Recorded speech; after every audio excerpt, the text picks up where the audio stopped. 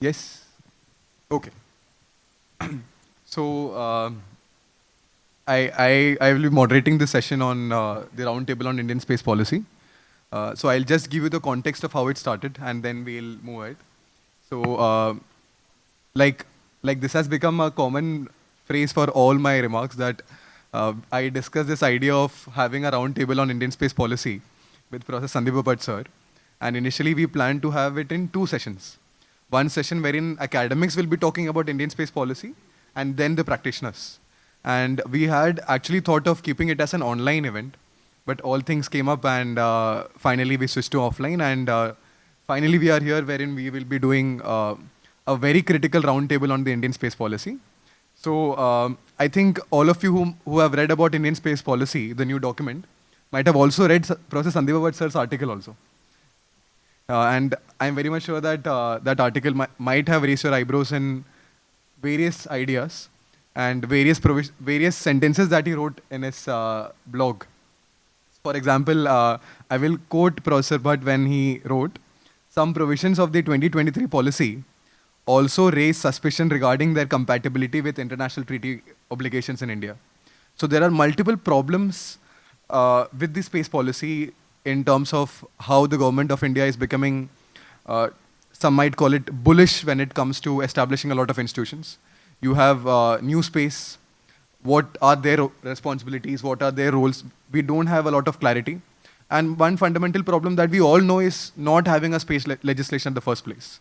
So our idea here is to actually break down this document. And in breaking down the document, we have our four speakers. And Kiran sir, who has also wrote about Indian space policy, a very interesting article where he has tried to balance his views. We have Professor Bhat, who is always critical about India's space policies and draft legislations. We have the stalwart Gurbachan sir himself. We have Benarji Chakka sir, who is also presenting on space policy. So the idea is that they will be giving their opening statements. It will be a presentation of 7-8 minutes. And after their presentation, once they set the context, I will pass on the stage to all the panelists, and we'll be giving our opening remarks and then start the discussion about the space policy. So to start with, we'll have Professor Dr. Gurbachan Sachdeva sir to speak on the parameters for evaluation of space policy.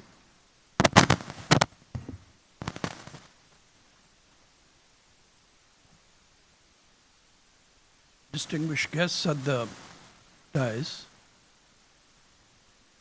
esteemed scholars in the audience, and students.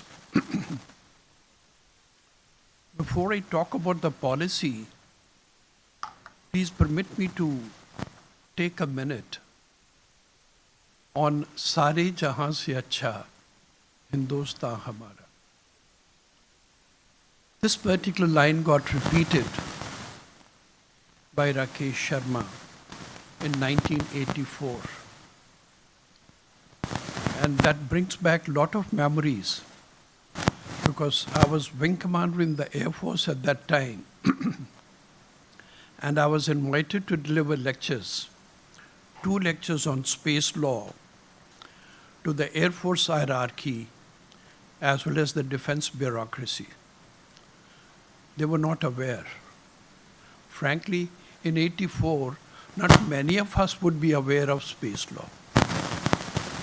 But I came to headquarters. Delhi. I was based at Chandigarh at that time. Came to headquarters, Delhi. Can you all hear me? And delivered 2 lectures to give an awareness, a little idea that space is a regulated domain. I use the word regulated because it's still not governed. It's a regulated domain. And that also brings my association and makes me nostalgic of my 25 years of commissioned service with the Air Force. And I took my retirement in 1986. And today, 8th of October, happens to be the Air Force Day. I feel nostalgic about it. And my salute to all the airmen and officers who are there serving still. Thank you very much.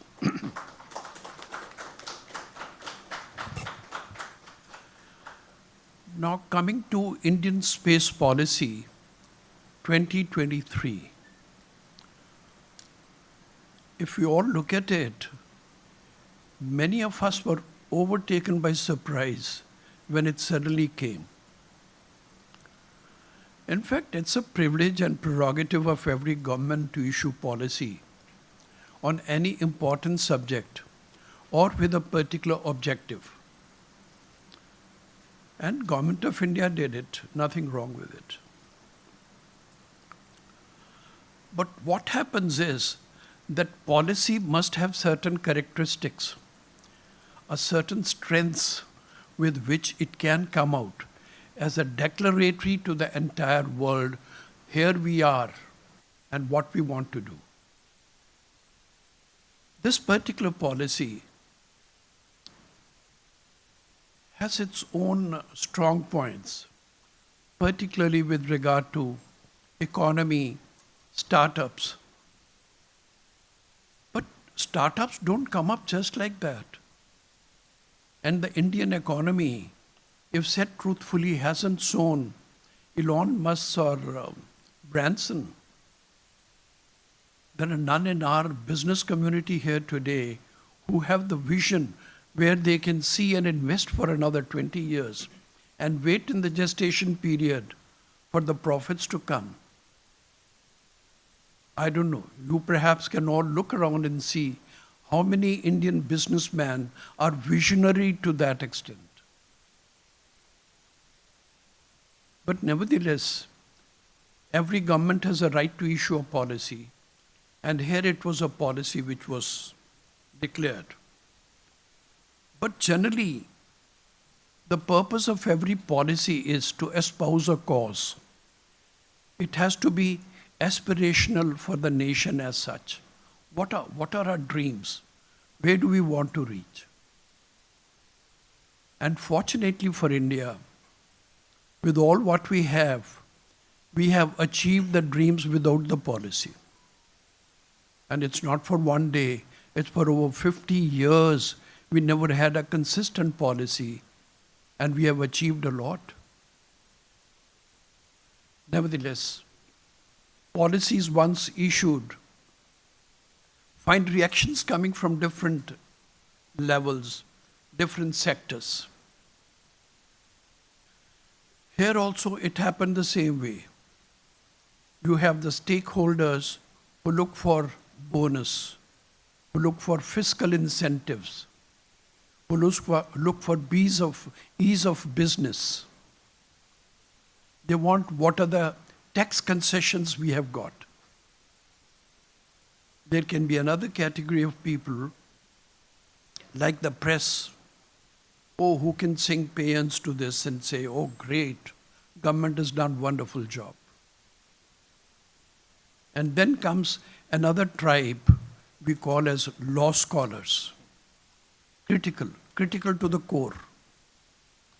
This is deficiency, that is not working, this is a weakness, that has not been done, not compatible with treaty, the Constitution of India has not been looked into, the linkage has not been accepted. That's what we do. But nothing wrong with it. I'm not saying that this is something bad. What I'm trying to say is, these are the approaches which we have. And to top it all, we have the political leaders, particularly in the opposition, who have all bad words which you can say for any policy which will be issued by the government. So where exactly are we today?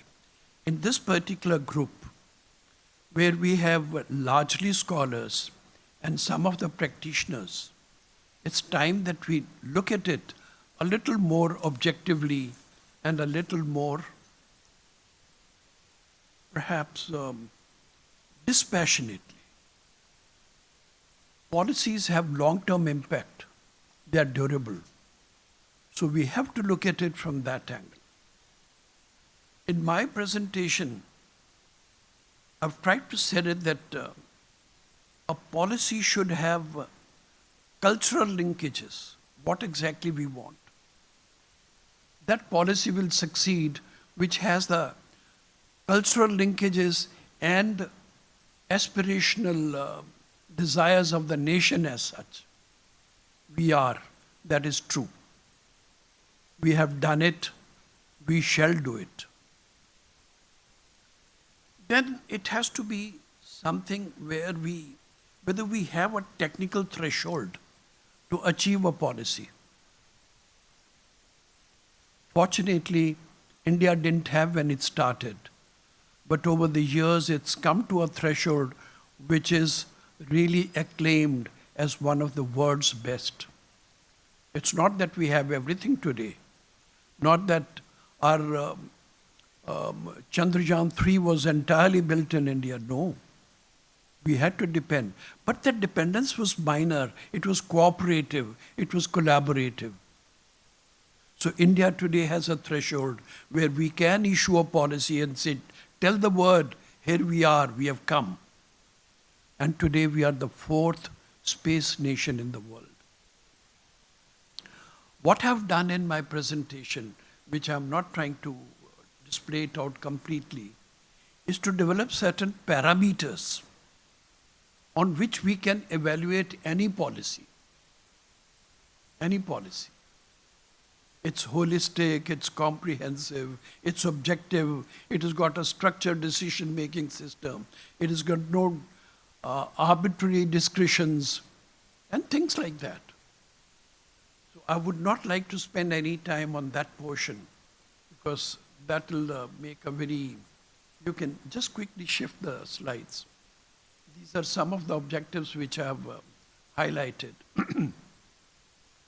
But the purpose is that every policy has to be tested in a crucible, and you have to have certain criterion.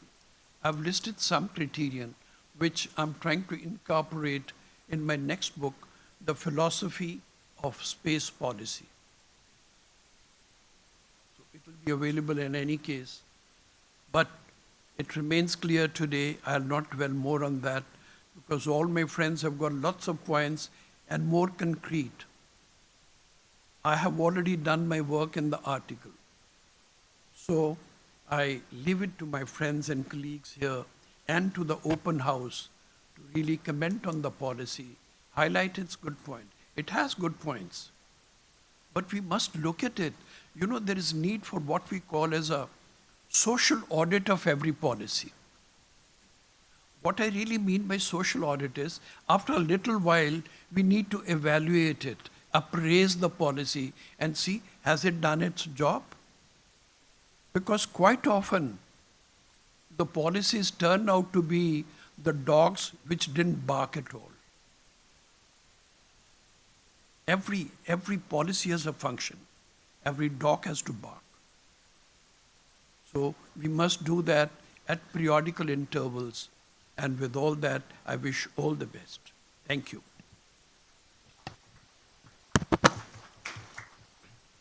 Thank you, Sachdeva sir. As Sachdeva sir said, academics are always critical.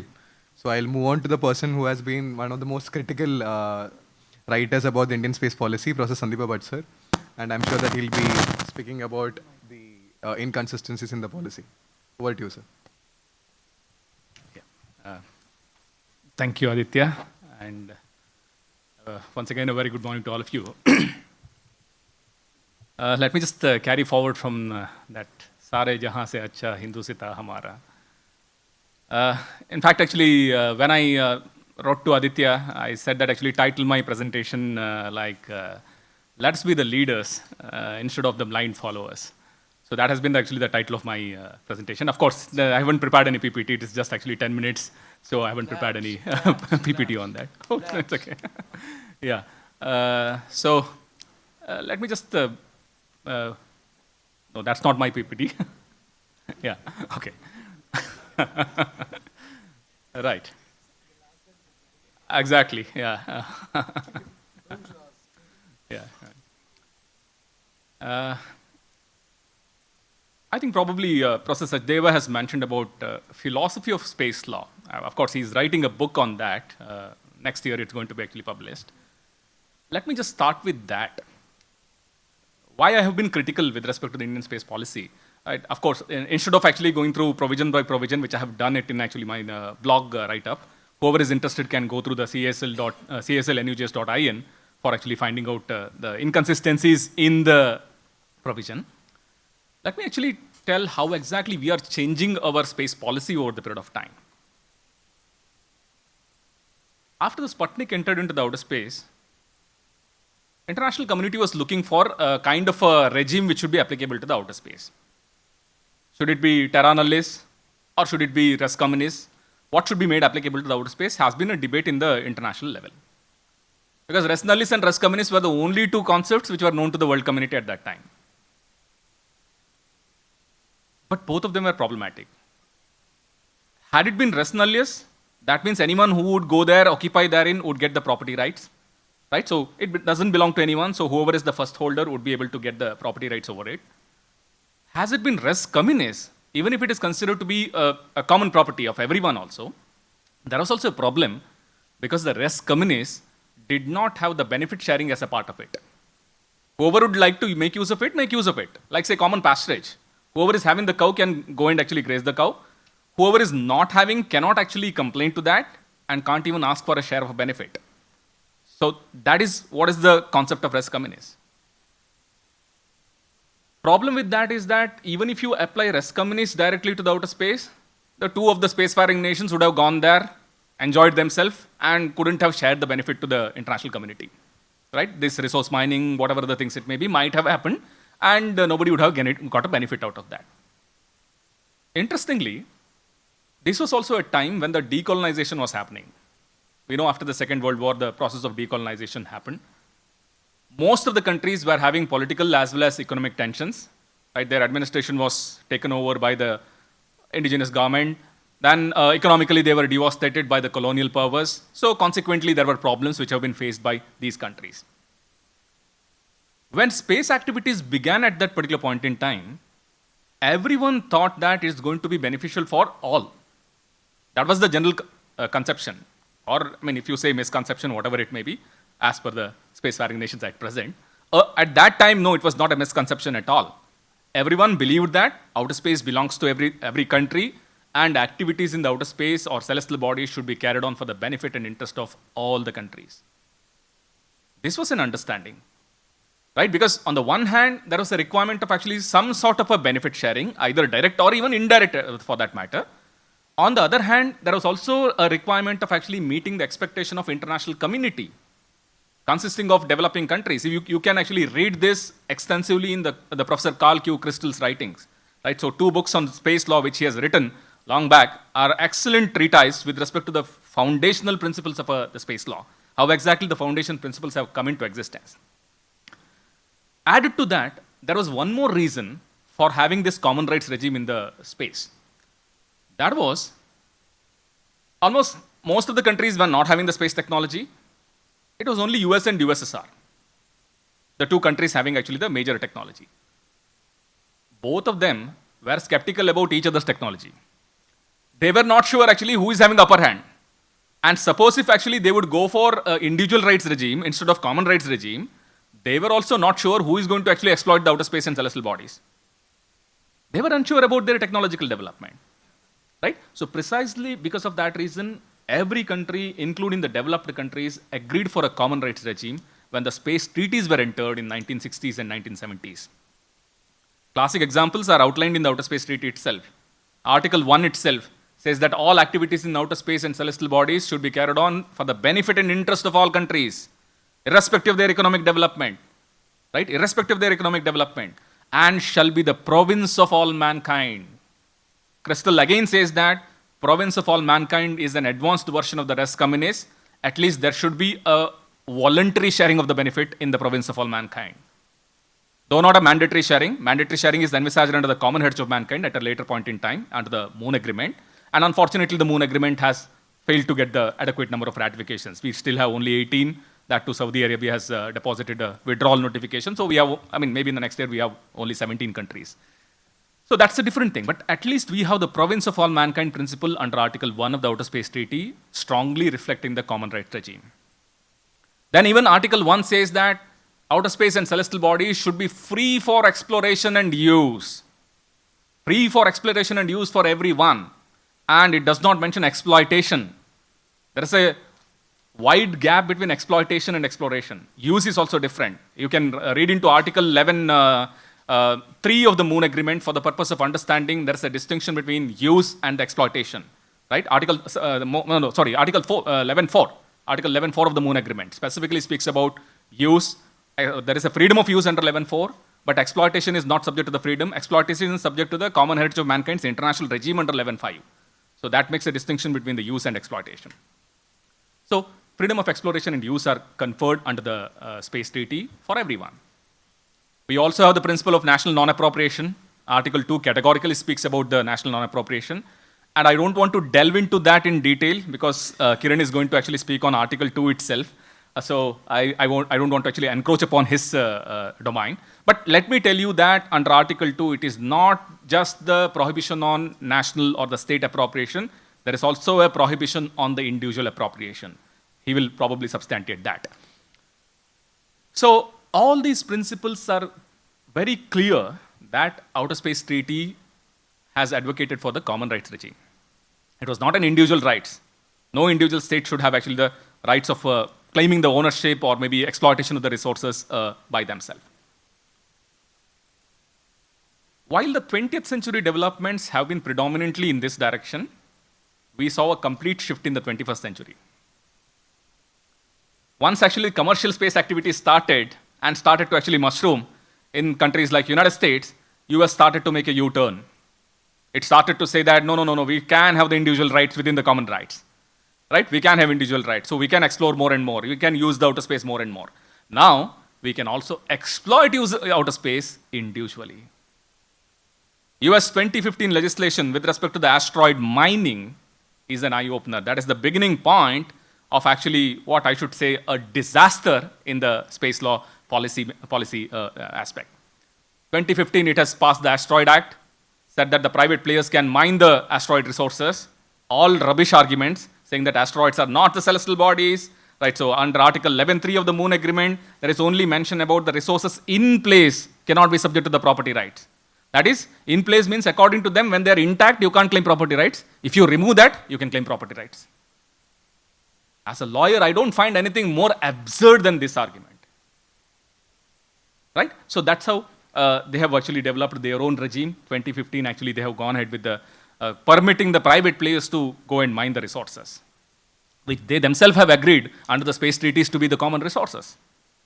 And in fact, India was the major player in 1974 when the Moon Agreement was being drafted. Right? United States said about the same thing, that resource exploitation should be permissible. India, along with Egypt and Nigeria, it has been recorded in the UN General Assembly resolution, India, along with Egypt and Nigeria, opposed that at that time. That too, with just Egypt and Nigeria, it could able to achieve that, and it played a balancing act to come up with the common heritage of mankind principle. 1974 UN General Assembly resolution document is there with respect to this issue. So, of course, now 2015, they have come up with the Asteroid Mining Act.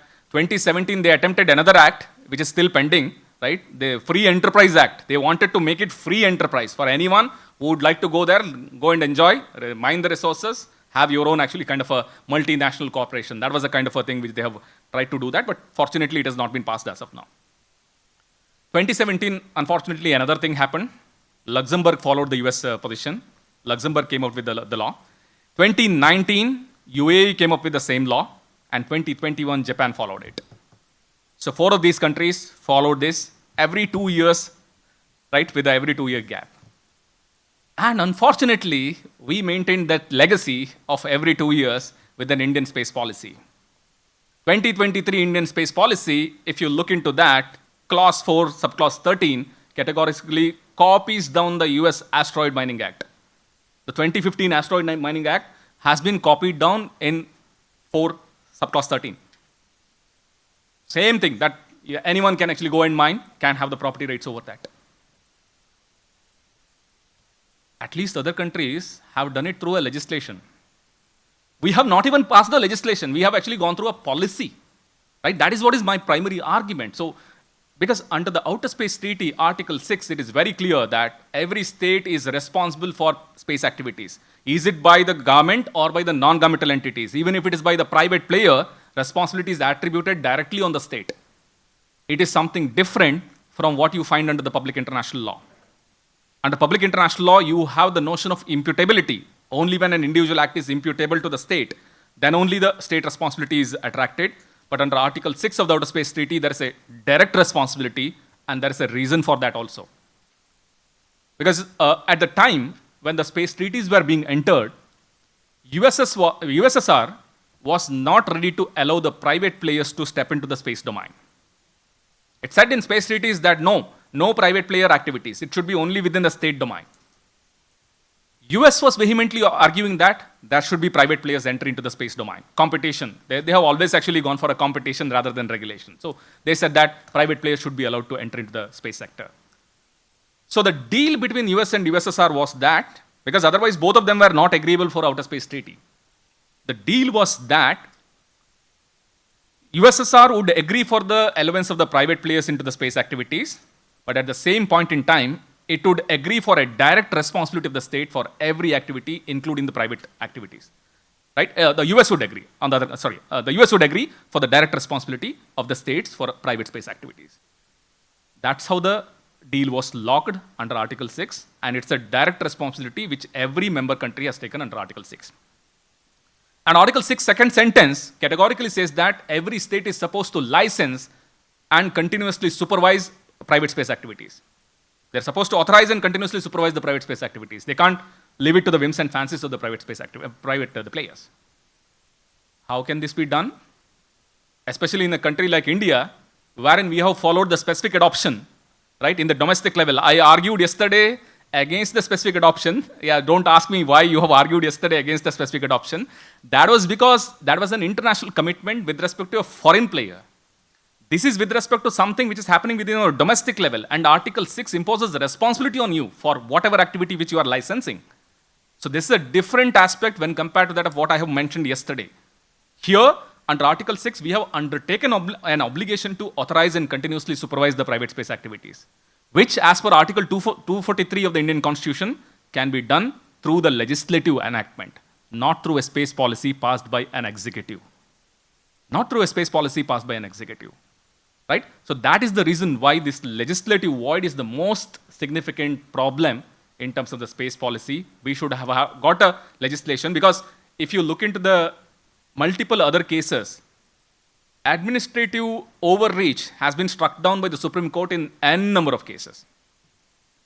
Forget about a situation wherein there is no law.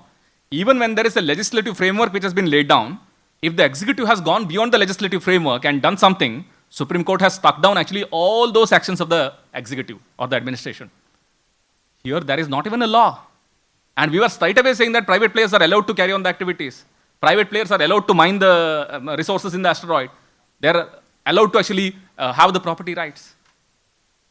It cannot be the possibility at all. And we should not blindly follow the United States in this regard. Added to that, we did another mistake as well. That is about Artemis Accords. United States saying that soft norms in terms of mining the resources, seeking international cooperation for the purpose of actually doing whatever is illegal, right? So that actually everyone, if they have more parties, actually, obviously, they can showcase as if it's legal. So that's a kind of an approach. Unfortunately, we have also signed the Artemis Accord very recently, June 2023.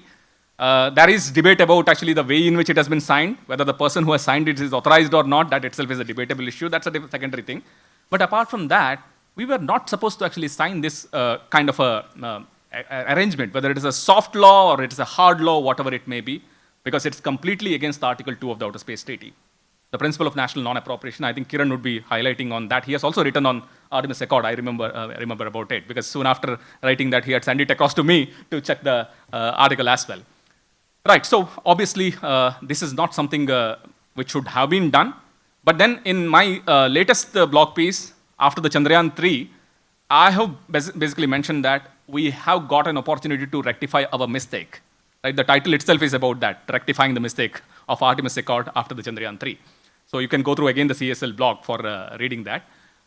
Because now we have showcased as we are the major power, especially in terms of even the exploration in the celestial bodies. We have showcased that we are having the capability. And we would definitely be having a greater bargaining power, and we should try to convince the parties to the Artemis Accord that what is basically required is an international consensus. Article 11.5 of the Moon Agreement specifically speaks about an international regime to be developed.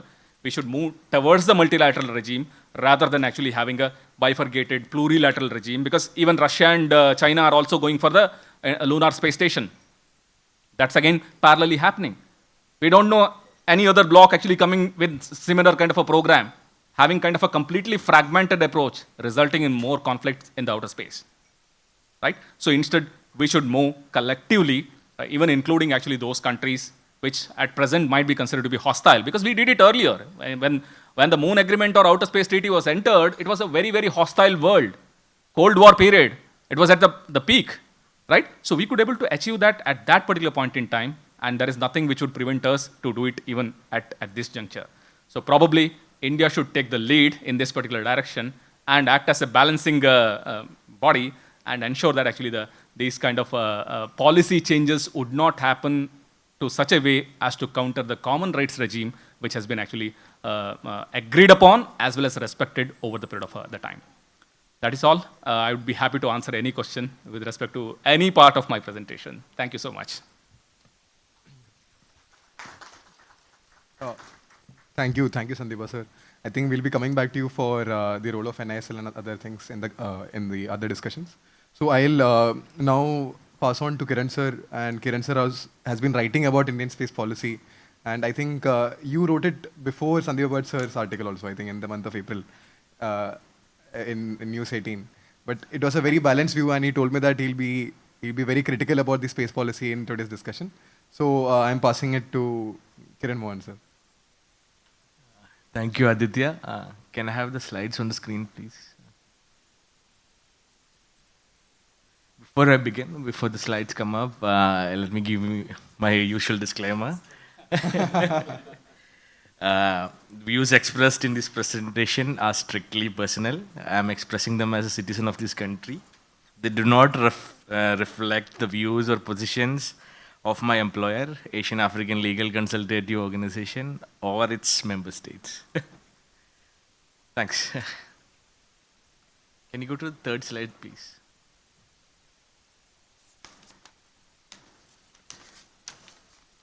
So since Professor Bhat has already laid an elaborate foundation for our analysis of Indian space policy, let me cut right to the chase. I'll be critiquing the space policy in terms of its stipulation on space resources vis-a-vis international obligations that you have made through signing on to the Outer Space Treaty. One of the parameters that Professor Sachdeva's slides mention. Like Professor Bhat already pointed out, provision 413 of our space policy reads, and I'm quoting, non-governmental entities would be encouraged to engage in commercial recovery of an asteroid resource or a space resource. Any non-governmental entity engaged in such process shall be entitled to possess, own, transport, use, and sell any such asteroid resource or space resource obtained in accordance with applicable law, including the international obligations of India. This, especially the second sentence, looks deceptively like a piece of legislation rather than a policy statement for the reason Professor Bhat already mentioned. It might not stand the test of law in a court of law in this country, but it might certainly be interpreted as state practice, more precisely as subsequent practice. If you read draft conclusion 5 of the ILC draft articles on draft conclusions on state subsequent agreement and subsequent practice, you would see that executive actions also constitute subsequent practice for the purpose of interpreting as an international obligation. So I'm in a sense arguing in my presentation that provision 430 is not in letter and spirit of India's international obligation as stipulated in the Outer Space Treaty. Further, moving on to the policy question, I would also argue that it's not in consonance with the global South leadership aspirations that our country is professing these days. Going to the substantial legal arguments that I'm going to make in this presentation, Professor Bhat has already mentioned Article 1 and its content. Article 1 essentially advocates freedom in outer space. It reads, I'm only reading the relevant parts of the article. In paragraph 1, it says the exploration and use of outer space shall be carried out for the benefit and the interests of all countries. Emphasis on benefit and interests. Further, in paragraph 2, it says outer space shall be free for exploration and use of all states without discrimination. And there shall be free access to all celestial bodies. So this makes it clear that outer space, including the resources in it, have to be opened up for all countries without any discrimination. Article 2 elaborates on this, specifically talking about resources in outer space. It says, and I read, outer space is not subject to national appropriation, 1, by claim of sovereignty, 2, by means or use or occupation, and 3, by any other means. This is essentially the famous non-appropriation principles of Outer Space Treaty.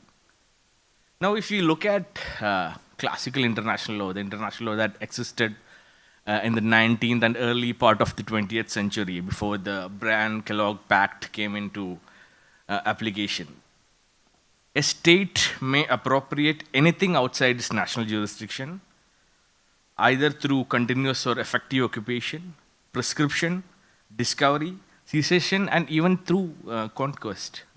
If I may recollect it right, it was the Bryan-Kellogg Pact that made war illegal as a means of solving international disputes. Till then, war was a legal means to settle dispute and conquer new territories. By the time of the enactment, the promulgation of 1967 Outer Space Treaty, it was already recognized that outer space could not be subjected to appropriation by any means. Professor Bhat already told you about the history and the politics behind it, so I'm not elaborating on that. Suffice it to say that we already had a few UNGA resolutions agreed by all nations that are party to the United Nations to agree on the global common status of outer space. For some, this principle actually is a customary law. It's not just a treaty-given law. It's not a treaty law, but a customary law, which is just and the treaty, specifically Outer Space Treaty, is only declaratory of this already existing customary law. So like I said, Article 2 established a general prohibition on appropriation by any means whatsoever. By that last phrase, by any means, which acted as a catch-all phrase, no states or individuals can appropriate outer space in any manner. Therefore, reference to the means of appropriation expounded in general international law for the purpose of interpreting appropriation in Article 2 has been rejected specifically in space law by virtue of the simple reason that we now have a special law, lex specialis, that stipulates this conception. Next slide, please. So, what does appropriation mean in national appropriation? Appropriation ordinarily means an act of appropriating to oneself.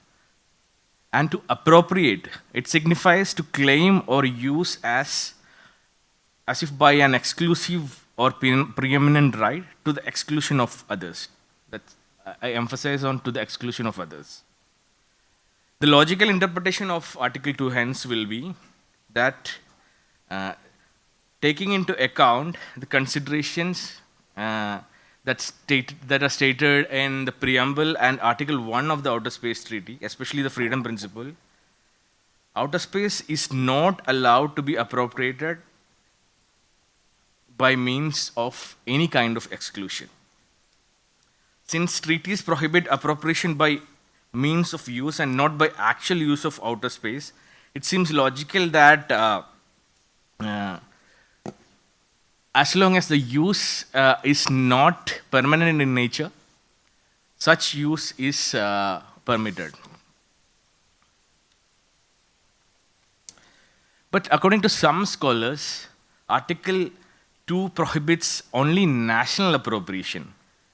It's silent about the question of appropriation by private individuals and companies, private entities basically. As Professor Bhat again already mentioned, many regard it as one of the most absurd interpretation of Article 2 of the Outer Space Treaty. One of those main advocates of this kind of interpretation was Professor Gaurav. Professor Gaurav was one of the leading voices of space law in 1980s and 90s. He's an American. He said, at present, an individual on his own behalf or on behalf of another individual or a private association or an international organization could lawfully appropriate any part of the outer space. But these are not well backed by facts, especially the TRAO of Outer Space Treaty. If you look at the preparatory material of OST, Outer Space Treaty, you would see that several delegations, again, Professor Bhat has already mentioned most of the things I wanted to say, have often repeated that such prohibition applies not just to private public appropriation, but private appropriation as well. The Outer Space Treaty clearly indicates that all state activities, space activities, are primarily national in nature, and or sometimes international, because these two words are used in the outer space. But the distinction between public and private is never made in the text of the Outer Space Treaty. And finally, above all, to allow appropriation by private individuals or entities would definitely defeat the purpose of treaty, as found in the preamble and Article 1 of the Outer Space Treaty that we just discussed. So for this reason, I believe that outer space resources are not amenable to private appropriation. Moving on to my second argument, which is which is made at the policy level. We have been pretty vocal about our duty to the world to be the voice of the global south. Honorable External Affairs Minister Dr. Jaishankar, he says the world looks at New Delhi with high hopes in this regard. But our stated position, at least with regard to, I'm only mentioning to provision 4, subclause 13 of our space policy, is not in alignment with this aspiration. As Professor Bhat mentions in his blog post on the matter, it's an individualistic approach to resource utilization. We are following the US and other Western nations in this regard. A collective approach based on multilateralism should be the way to go if we are truly committed to the goals of Global South, making space accessible to all. To conclude, I would like to echo the statement that Professor Boyan made yesterday. He shared his sentiments on whether outer space should be created in the mirror, our activities in outer space should be shaped in the mirror image of what we do on Earth, with all its flaws and inequalities. I think India can still make that choice. Thank you. Thank you, Kiran sir. I think there is also a problem regarding clause 4, subclause 14 copying the US legislation. Which you already mentioned, so Yes, that's why I yes. didn't. So now we'll move ahead with Benarji Chakka sir, who will be speaking on the policy.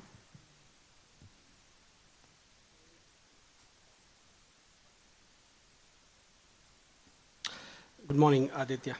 And good morning, all of you. And it's a pleasure to be here with my fellow students of space law and experts over here. And here, I just would like to take 2 or 3 issues of outer space policy, primarily looking at 2 important points, like already Sandeepa has pointed out now.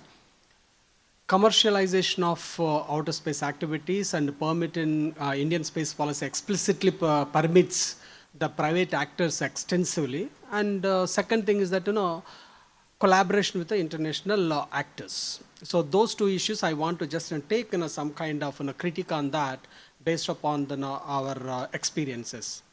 So before going further, I just want to take one example of what we are today.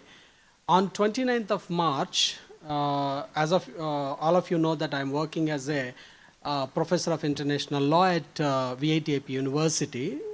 On 29th March, I was invited by one of my directors of Center for Innovation, Incubation and Entrepreneurship. And I went to the boardroom like this, and there are 25 people have come from the different places. And I was introduced to be a kind of a law professor teaching law.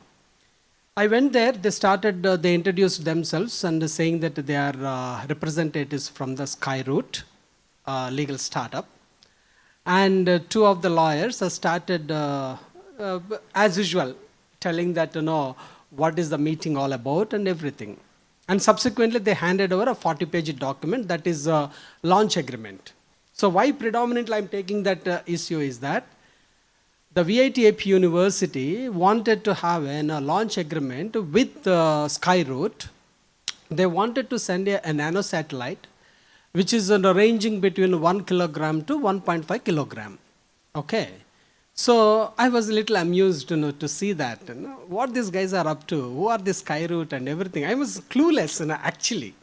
And these young lawyers, they have come from Bangalore, and they were sitting with us and they were telling.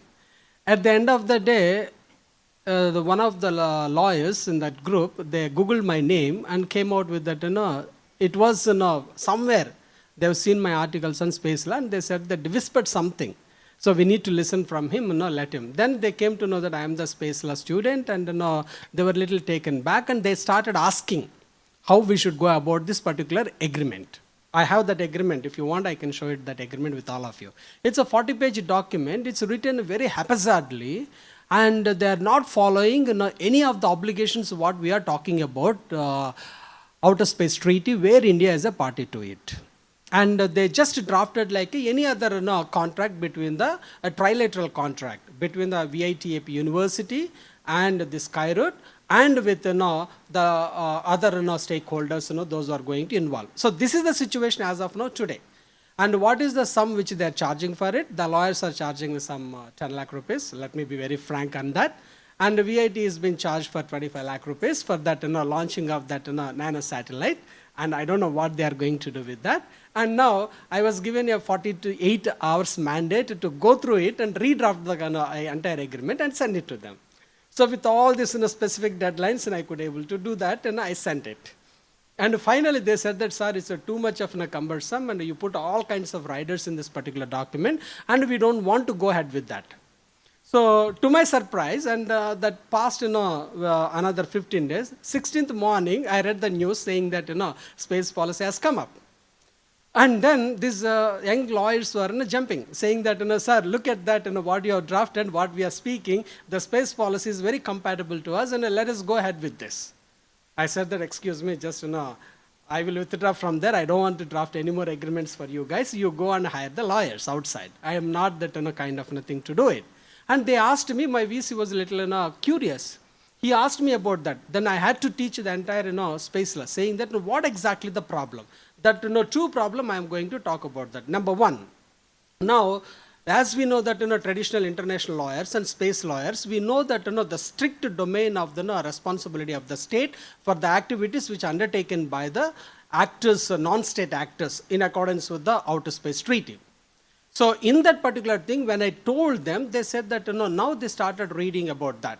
That is one example. The second example of that, and if you look at that, the entire industry today now, if you look at that, there are 15 startups have been working, like Skyroot, Dhruva, XYZ and all. There are 15 startups, and they are continuously calling, and there are 100 startups have been registered since 1921 to 1923, 2021 to 23 as of now today, 100 with ISRO. So imagine that the kind of market which we are going to generate, like what Sandeep has said in the morning, it's a multi-billion-dollar business today about this. Now when we have that kind of high stakes in the context of economic opportunities which we are going to reap the benefit, then what should be our duty being lawyers and law students to draft that particular agreement and also look at the space policy. Now, if you look at that space policy, immediately I called one of my friends in the Ministry of External Affairs, and we happened to share a good rapport. And he said that, who is instrumental in drafting this policy in? They said that, oh, we don't have any clue. Seriously, Ministry of External Affairs, Legal and Treaties Division, and half of the friends are the lawyers are our friends and contemporaries. They said no clue. How come, but the space policy has come up suddenly? He said that, why didn't you ask Ministry of External Affairs, West Division? I said, what West Division is doing? And they are the instrumental in bringing out this whole stuff. I don't know what their interest is, what a UNEP, United Nations and Economic and Political Wing of the Ministry of External Affairs, they haphazardly drafted. That's what my first critique on this particular policy without looking at that. And now, when we interacted in one particular personal occasion, the ministry, the secretary was telling that, do you remember, you know that you are a space law student, you studied in JNU, then I am going to tell you one thing. He quoted one statement of R.R. Baxter, who was an American jurist and also worked in ICJ, and he said that what explicitly not prohibited by the law and otherwise permitted to do so, that applies in the international space law. So you should remember that principle. That is where we started our journey of drafting the policy, he said in the coffee meet of that particular thing. So this is what I want to tell you that. Now today, the entire space policy, what we are talking about, permitting the commercial agencies, which we are trying to operationalize and reap the benefits of that one, what kind of obligations we have to take it. Now, the second argument which I would like to put here, we have that multi-million-dollar business, and we also have, particularly we are looking to the commercialization of the activities of the outer space to reap the benefits, not only in the launching and not only reaping the benefits, but the space resources, particularly space mining, that India is keenly watching towards it. India is kind of now, we all have to pat our backs after the Chandrayaan-3 and saying that we are the space superpower, and how we are going to do that one.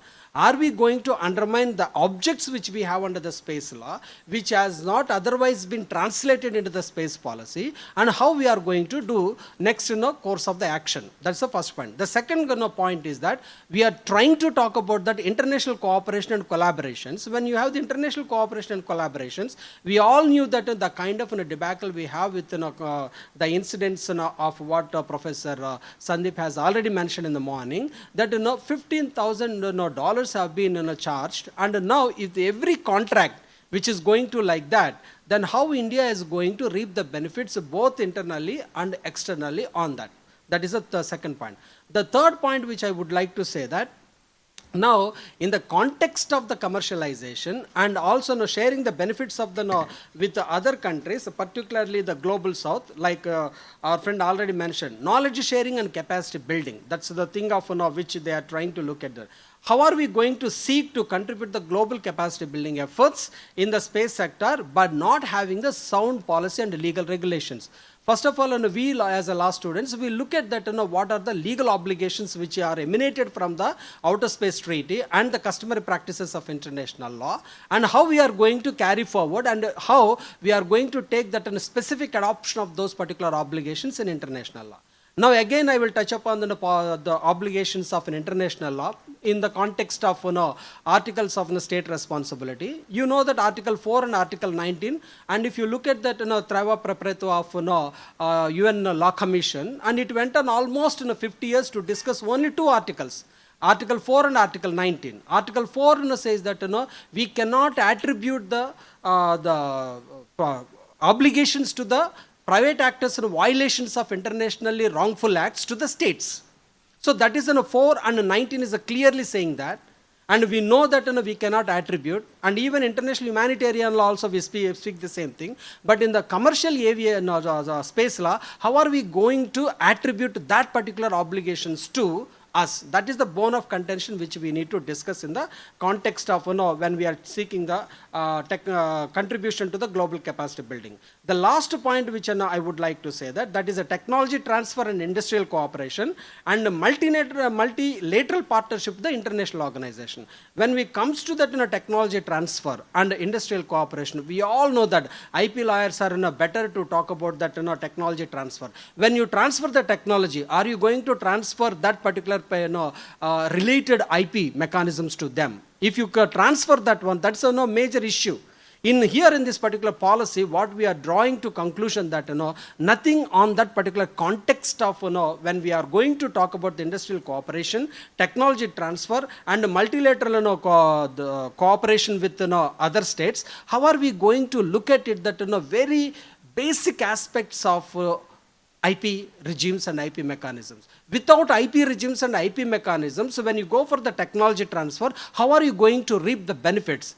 Does the space policy is going to talk about that? In my understanding and what our friends have said is a zero. So in this kind of a vacuum, how we are going to govern the space activities and opening the floodgates to the private parties as well as international cooperation is going to be a kind of hollow promises and hollow the discussions what we are making in the boardrooms. That's it. With this, I'll stop it. If you have any kind of questions, I'm happy to answer that. Thank you so much. Thank you so much, sir. Thank you so much. Now, I'll move ahead to Dr. Raji Pillai, ma'am. She is one of India's best scholars in nuclear weapons and space law, and she heads the Center for Security, Strategy and Technology at ORF. Over to you, ma'am. Thank you, Aditya. And I think a lot of points have come up from the four speakers who have come before me. So, but I do have some limited points on the space policy, Indian space policy, but I also want to touch upon some of the points that came from the four speakers. So the need for a space policy in India has been talked about for a very long time. And in fact, I used to, when I go for lectures at the Army War College or other Air Force institutions and kind of thing, I've been hearing from them saying that we have already given our input to the Indian space policy, and we still don't see the final policy document out and so on and so forth. So this has been a 10, 15 years EC and so on and so forth. This has been going on. Finally, anyway, we have some policy document out in the open, April 2023. It's a good beginning, but I think there are a lot of different gaps that we need to address. The vision, for instance, it talks about to enable, encourage, develop a flourishing commercial presence in space. It suggests that acceptance of the private sector as a critical stakeholder if we have to move forward, if we have to stay competitive in the space domain in a sense. It, of course, makes several different points, but I want to focus on two different points. One is about the security-related aspects, and second is on the private sector role in India's commercial space program. First of all, in the whole document, there is only one reference, one word, one-time mention of the word security, which also suggests that this policy is almost completely focused on the civilian and peaceful applications. But considering that our space growth, space requirements have grown enormously over the last decade plus, in terms of the military requirements, whether it is for passive military applications, intelligence, surveillance, reconnaissance, communications and so on and so forth, or even navigation. We have a navigation program. So the military and security-related requirements have grown enormously, and yet we just don't find adequate a reflection of that in the space policy. So that's a huge lacuna that I find in this particular one. And also India has gone on to conduct an anti-satellite test in March 2019, again reflecting the changes that are coming about in relation to not just the changes in India's own neighborhood, but also the global space trends. So in keeping with all of those trends, India has had to make those changes, because India, when it started its space program, has completely driven to pursue a peaceful and civilian-oriented space policy, which was the case, and interplanetary missions or anti-satellite policy, military space policies were not aspects that the Indian space was initially conceived of.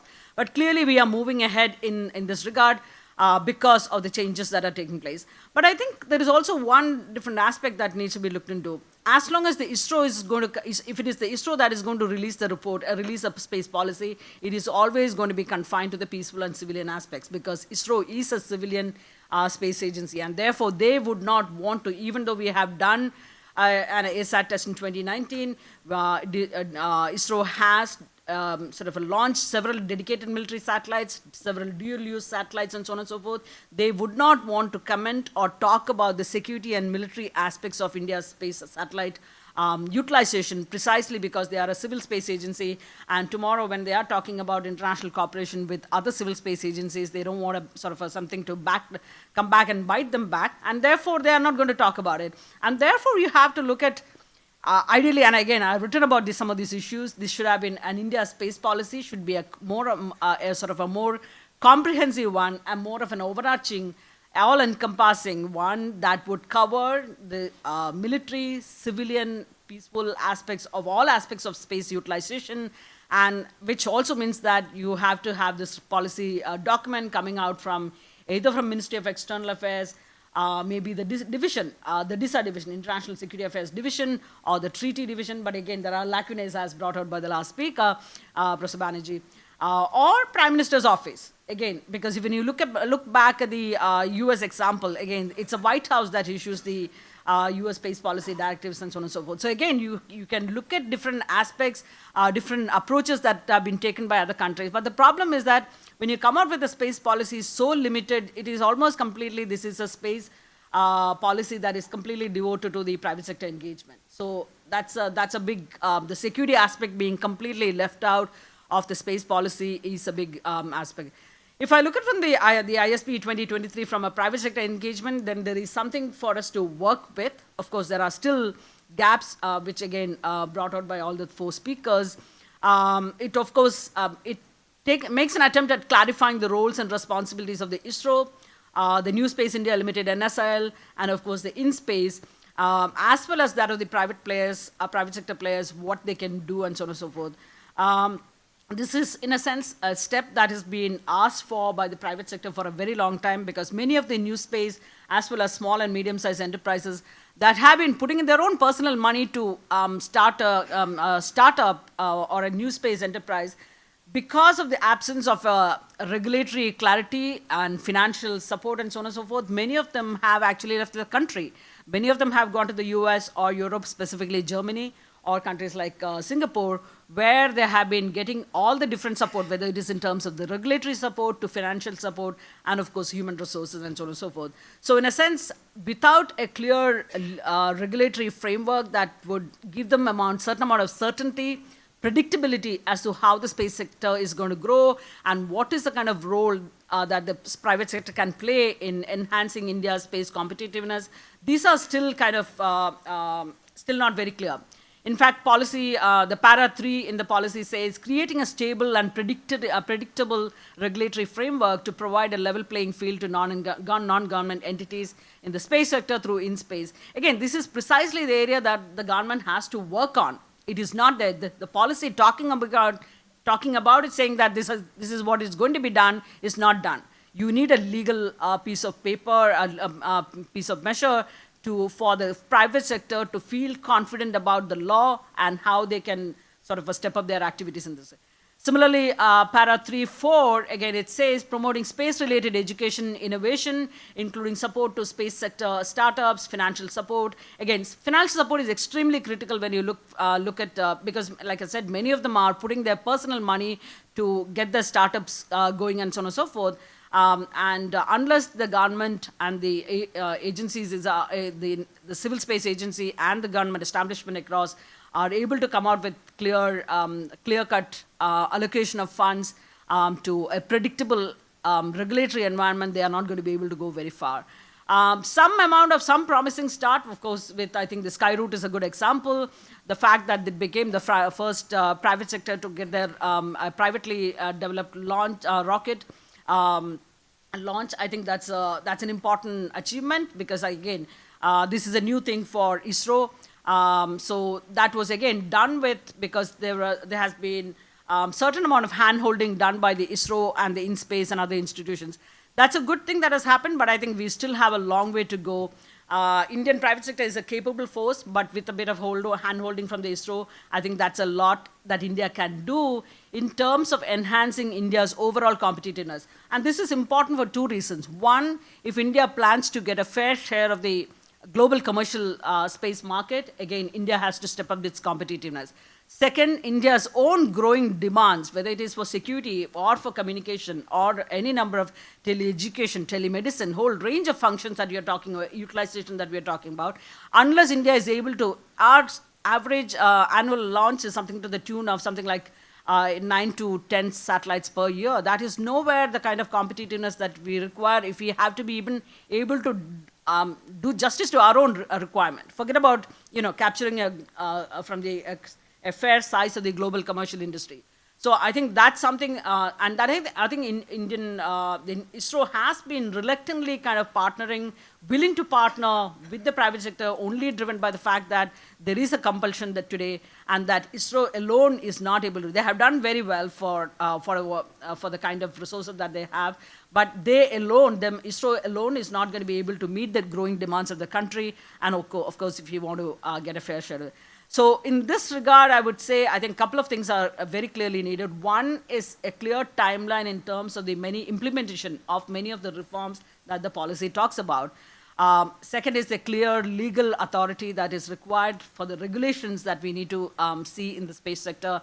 Just because we say that this is going to enable, this is going to happen, and so on and so forth, that really does not change and automatically convert into a regulation. So legal authority is clearly needed if the Indian space policy is to go forward in a meaningful way. But let me also I want to touch upon a couple of points that were raised by the former speakers.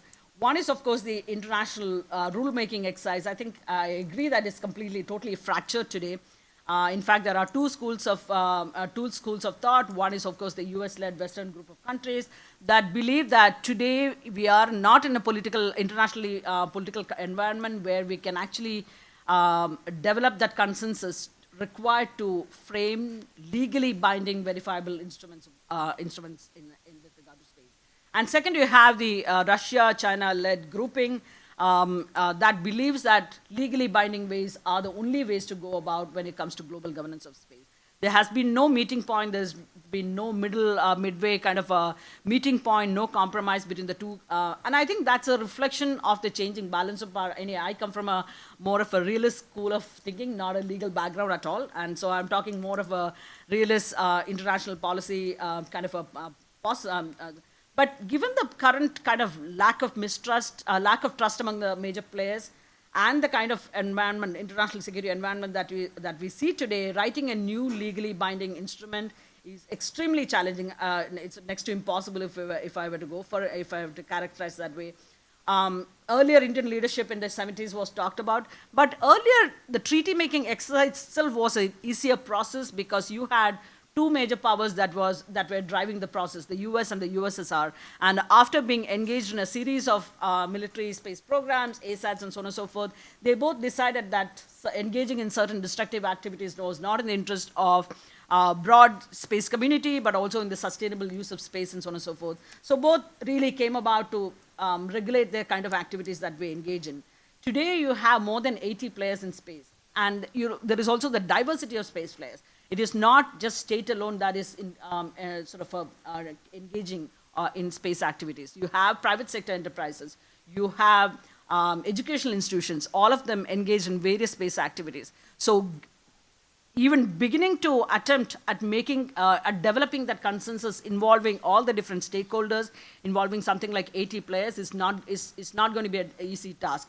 And today you can say that it is the major space players that are going to take a lead, but that alone is not going to get you anywhere. Even every single country around the world is dependent on space one way or the other, space-based services, navigation, or any number of things.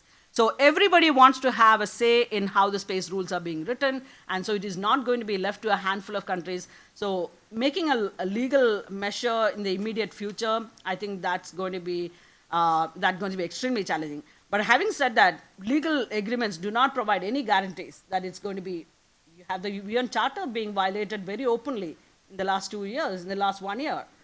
Violation of the territorial integrity and sovereignty of another fellow UN member country. So much for legal legal measures that we seek as a sort of a guarantee. It does not guarantee anything. But for that matter, we can look for other measures also as a starting point before we get to legally binding mechanisms. Let me stop here, and thank you. So I'll also open up the floor for some questions also. So Sudharshan sir, do you want to give your comments and then any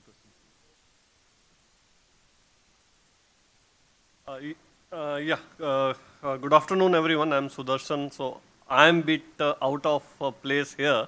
Maybe I would put here what are the challenges for putting up the policy from the viewpoint of being in the research, being in the academia of engineering. So basically, what we are talking about is based on the knowledge which already exists. Perhaps what we also need to look for is what is going to come forward in next 10 years, 20 years, 30 years. We have seen the challenges, we have seen the changes, but in next 20, 30 years, the changes are going to be significantly very fast. And how do we form the policies? That is going to be the challenge for our legal fraternity. Some of these things which I'm going to mention is like, as this new space policy has come up, it has opened the doors for the entrepreneurs, for the non-government entities in a big way. Like Skyroot is one of the examples, but we have many more entities which are working very aggressively towards developing the technologies for the better usage of the space. If I give you one of the example, like Professor mentioned about the challenges in the space, one of the biggest challenge going to be like as the usage goes on, so our number of launches is also going to go up. Till date, we have never talked about one issue, which is the pollution. Now, the pollution which is left by the rocket launches is way, way more dangerous than the pollution what we get from the thermal power plants, from the automobiles, or from any other source or system. Here what we have is like our major propellant which we burn contains chlorine, fluorines, and all the worst kind of carcinogenic compounds.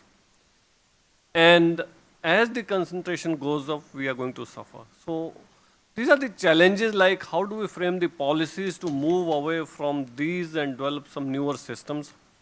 How do we promote the development of those newer systems? These are going to some of the challenges, which is also called as what we say is technology disruption in the technical field. This technological disruption, like if I give you another example, when the Ford set up assembly line for automobiles, it became possible for everyone to own the cars. Before that, it was like making a single piece every time. Similarly, another example, what happened, I cannot give you the exact timeline, but a couple of years or months or so, this Boeing hired a person to a very senior position from automobile industry. That person, when he joined the Boeing, he said, why the hell we are working in this way? Can't we emulate the automobile assembly line system here? And you know, he implemented this system. Now, the aircraft starts getting assembled from one point, it moves something like, they say, 2 centimeters per hour. Just keeps on going and people come work, and at the other end a full aircraft comes out. Earlier Boeing was producing some 4 or 5 aircrafts per month. Now the number has gone up to 45 to 50. So these are some of the challenges which we are going to see with the technology disruption. But along with this, what we are going to face is, like, once we get the private participation, the biggest challenge is going to be the space debris. Like many private entities, they want to have their own satellites for their dedicated usage, for their business. But then that's going to increase the debris in the space. How the policy issues should be discussed from those perspectives. Can we have a policy? Can we have certain rules at the national level, at the international level, how we are going to handle it? These are some of the issues which need to be discussed. Then another most important part, which India still have the advantage, is the cost of launching the systems into the space.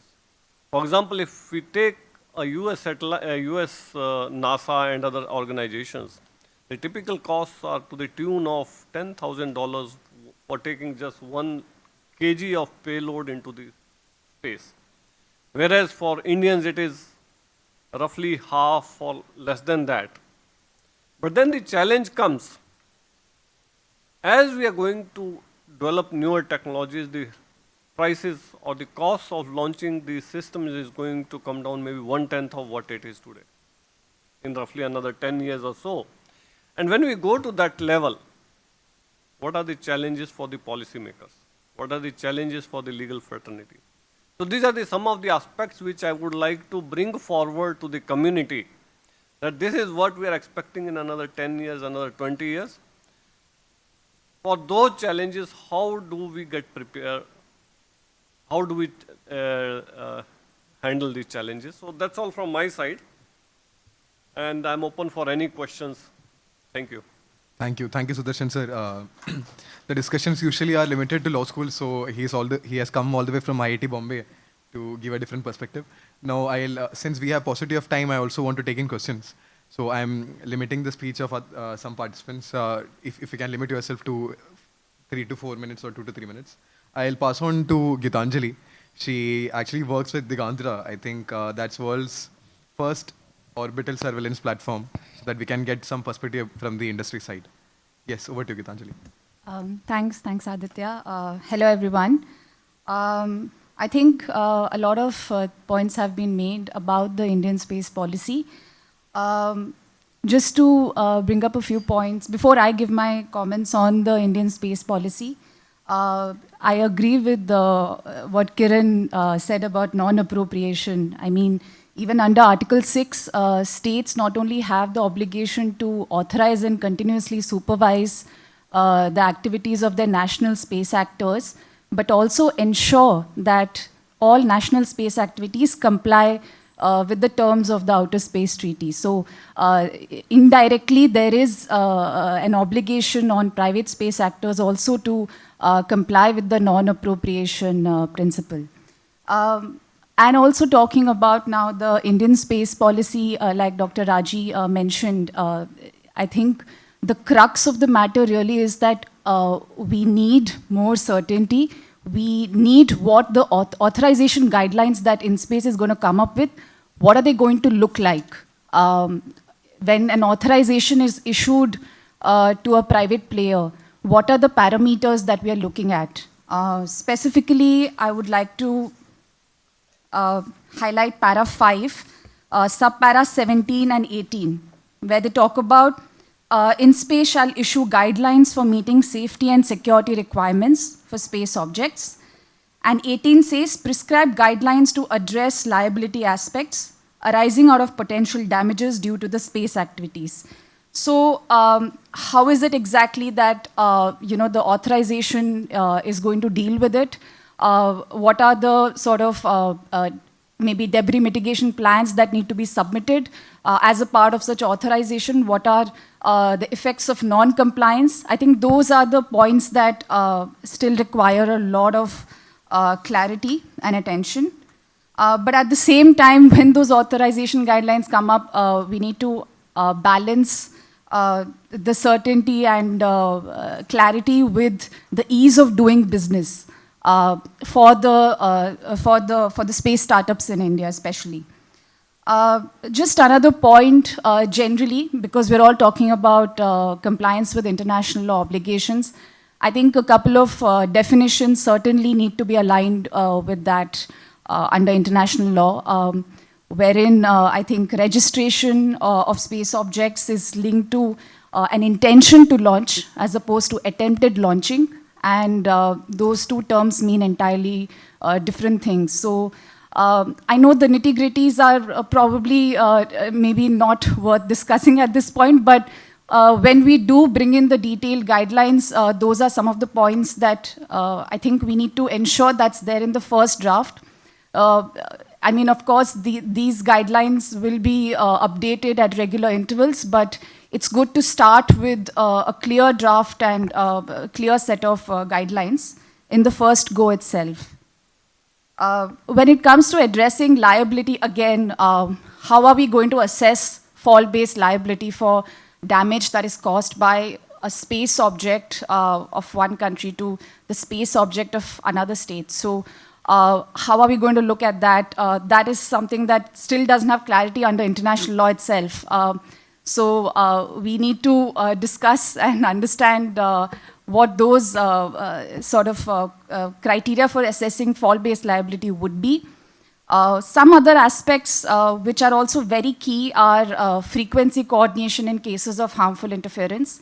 I think the policy does mention about the role of WPC in terms of spectrum allocation. But at the same time, I think given the documents at the ITU level, where we have the ITU constitution, the radio regulations, the recommendations which are given by the ITU, I think there needs to be a much more active role which is played by the Indian government to assist and facilitate the cooperation between not only Indian space operators but also with other foreign operators when we face situations of harmful interference with, as another speaker had mentioned, that we are facing the issue of space debris. We are having congestion of Earth orbits. So harmful interference is definitely on the rise. So those sort of things also need to be addressed. Another aspect is the policy also talks about interoperability. When it comes to navigation, I think it's important to have clear technical standards which need to be followed, such as those laid out by the ISO, International Standardization Organization. And it's important to sort of bring clarity on that aspect as well. I know that, even when it comes to the policy, compliance is sort of subject to exemptions that may be granted on a case-to-case basis. But also at the same time, what is the nature of those exemptions? What are the circumstances in which an entity, an NGE, can claim those exemptions? I think those also need more clarity. And I think the last comment that I want to sort of touch upon is the foreign direct investment in the space sector. I think that has been much awaited, and it's sort of created a tremendous roadblock for Indian space players. So though the policy has not emphasized on the foreign direct investment side, but hopefully when the authorization guidelines are issued, that is also sort of aligned and taken into account. Thank you. Thank you so much, Gitanjali. Rishi sir, if you can, 2 minutes, your comments. Sure. Thank you. I would start by saying that my views are a little more aggressive than what this August gathering has been discussing. My view in respect of special respect of resource utilization is that it should be promoted, and the laws and interpretation of treaties should move as technological advances move. This is a space, this is an area which is governed vastly by technology and not general principles of human rights, etc. And therefore, if reinterpretation of Article 2 is required to support commercialization and utilization, I would support that. However, my problem rather is more fundamental with the policy, in the sense that the policy acknowledges under 13, subsection 13, that there will be, it allows, it says that NGs can engage in commercial recovery. Does it mean that a policy is granting a substantive right? Can a policy, an executive action of the government of India, grant a substantive right by way of a policy? If it is granting a substantive right, where are the provisions and the guidelines, and who is the actual authority who can issue guidelines for taking away that substantive right in case of a violation? My issue is more fundamental in respect of in-space. The policy says that it's an autonomous government organization. What does that mean? I have not come across any term in any legal or statutes which recognize an entity called an autonomous government organization. There are autonomous statutory bodies. You have SEBI, you have RBI, which are regulated by their own legislations, by their own acts. I don't see how a body which is an administrative body determine rights and obligations of private parties without having this having the statutory backing as passed by the parliament. For the any authorization granted by this body, what is the sanctity and legal value of that authorization? It is not clear to me. In fact, the Supreme Court says that in one of the matters it has explained the difference between a statutory order and an executive order. And it observes that an executive instruction issued under certain provisions of the Constitution does not amount to law. It does, what is law is defined in Article 13 of the Constitution, and I don't see how guidelines and policy statements issued by InSpace can amount to law itself and have a legally binding value on the rights and obligations of private parties, which have inherent rights in any case because of the Constitution. Then further, now in case of a, let's say, a violation of a guideline, right, a conflict arises, how do you solve that conflict? How do you, what is the dispute resolution mechanism? I've read that InSpace had proposed, I think at their website or somewhere, that TDSAT, the Telecom Development, I think the full form is the Telecom Dispute Settlement and Appellate Tribunal, would be the dispute resolution or body. TDSAT is governed by the TRI Act. TRI Act does not have any provision which allows some third party like InSpace to determine that TDSAT is the a body which will determine disputes. In fact, TRI only has a couple of, the scope of TRI Act is very limited in the sense that only telecom, broadcasting, IT and airport tariff matters are the applicable legislations which are the subject area of TRI Act. Now, without an amendment to the TRI Act itself, I don't see how it can undertake dispute resolution or adjudication over conflicts arising out of policy statement. And my third issue is does not seem to be a clarity on IPR related issues, which is a very important commercial point for startups or for any private entity. I remember that in the 2017 draft bill, the IPR was clearly stated to be in favor of the government, which was highly criticized. I don't know what's the new policy there in the 2022. Just a clarification, I have ensured that actually it is not with the government now, actually, as per the 2022. That's great. That's great. But how does it tie in with the current IPR regime, the Patent Act, the other IPR legislations? That is also something that is an unexplored area and probably could be explored as and when things develop. Thank you. Thank you so much, Rishiraj sir. Now we'll move to Aruna ma'am. 2 minutes. I'll be taking the questions from 1 o'clock, so I'll just wind up the speakers by then.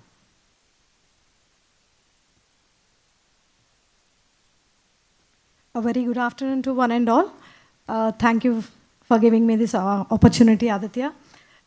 So, my topic is upon debris issues, which has not been mentioned at all in the policy, in my opinion, in specific.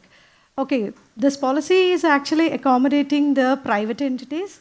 That is a very good thing. Okay, fine. Then, what about the problems that may arise? Because all this debris which is there around the earth. So it's all created by these launchings or these objects. And first of all, I would like to take a statement that has been given by Sandeep sir in his article on your blog. I have seen that. There is no mention of, I think it's very vague about explaining about space object itself, isn't it? So when there is no clarity upon the space object, would there be any clarity on space debris? And that is also missing. And there is one more thing. Recently, there was an incident that has happened. The FCC, actually, of US, it has sued this dish left there, wherein this retired satellite at a disposal orbit below the elevation. So this was required, and under a plan approved by the FCC, and in 2012, in fact. So Dish actually committed to relocating the satellite at the end of its mission to about 196 miles above its operational geostationary arc, but which it could not. So FCC actually sued this particular Dish network to a tune of $150,000. So can we expect this kind of act even through this policy, this new policy, which is actually missing? At the first place, debris itself is not mentioned anywhere, and on top of that, what if these private entities, if they cause any of these problems, such problems, would there be any resolution for this? So this is one thing. And as it is, debris is causing many issues, like in future we can't even expect more satellites to be launched because it is actually occupying the whole orbit around the Earth, so it cannot even place it. So these are the issues that have to be, and it can even lead to the Kessler syndrome as well. So that is one issue which we have to bear in mind, and these are the issues that have to be mentioned in the policy in specific, which is not done. So, thank you. So, Aruna ma'am would be speaking on space debris after this in our technical sessions also. Yes. So, quick comments, Syed sir. I'm so sorry to put a time limit. I'm so sorry. It's fine. I don't need more than 2 minutes. I only have one fundamental problem with this entire thing. And if we see any government policy, government order, it mostly begins with a line which says, "Wide the powers conferred upon me under section so and so of any act, of any constitution, of any regulation, the government comes up with this policy." In this policy, there is no reference of that. If a client tomorrow asks me, can I be certain about this policy? I'm not sure. And as Raji has said rightly, the Supreme Court has said in numerous decisions, if the source of a policy is not clear, that policy is not enforceable. If tomorrow the government of India does not follow this policy, the private players cannot claim a right over this policy because the policy has no statutory backing at all. So the fundamental problem is that nowhere this policy mentions from which provision of law this policy has been framed? From which source of law this policy has been made? It's a policy made, drafted without any source. So that is a basic problem which I see in this policy, and that is a very fundamental problem for the private players. Because when you advise them, they always talk about legal certainty. And legal certainty can only be given once we know what is the source of the policy or this document, and what can happen if the government does not follow the requirements or the procedures of this policy. In this case, the law is very clear. This policy has no backing of the statute. If the government deviates from the policy, there is no recourse to judicial point you can have. That is one thing I have. And lastly, my comment would be, we have discussed a lot about the international aspect of space law and what can go wrong here and there. I would say just one thing, that the space is based on the issue of the problem of weak link. You are as strong as your weakest link. You may have 100 resolutions, treaties. One rogue nation goes on the wrong way, your entire legislation, your entire policies will fall flat. So for the space policies, for the space legislations to be in tandem with each other, it has to be ensured that the entire policies and the regulations of all the countries concerned are in the same domain and have a consensus at international level. Otherwise, it just needs one rogue nation to do something, and the entire policy which we have and the legislations which we have will be of no use to us. So I'll just keep myself to this. Thank you. Thank you, Syed, sir. Deva sir, 2 minutes. So quickly to look at this entire contrast of an approach from the practitioner's perspective and from the academic perspective, I'll try to look at this concern with more from the international law aspect of how Andrew Guzman has looked at rational approach to international law, saying that economic law can actually be used in that context. When you use a rational approach to international law, I feel that, yes, the India's step to say that, yes, we will actually take a stand to rather say that it has to be solve the impasse of common heritage of mankind and province of mankind impasse and move towards a pragmatic approach becomes clear. And that is more of a global governance approach I think ma'am also was actually trying to look into. When you take that stand, yes, this is the first step. And as practitioners say, that clarity aspect, yes, it's a work in progress kind of a aspect which you can look into, which needs a legislation to come into it. This is a concern which I've largely highlighted in an article which I wrote in concern of new space, the concept of new space coming into picture, how to address this new space concerns. One of the important aspects is to actually have this clarity developed for Indian perspective at the national level from a legislation. And India, as a major spacefarer nation, should actually use this space or use this position to actually fight for or push for a consensus-based principle for outer space natural resource exploitation or natural resource or what class a new responsible use of technology in the outer space concerns. So I think outer space treaty concerns which has been already been addressed can try to be resolved with an approach of a protocol which actually tries to bring in certain principles which allow to use this like or via media principles which can actually be taken forward. So that's all that I would like to both in this context. Thank you, Deva sir. So even Deva sir would be speaking in the next technical session. Yes. Divya sir, you're the last speaker.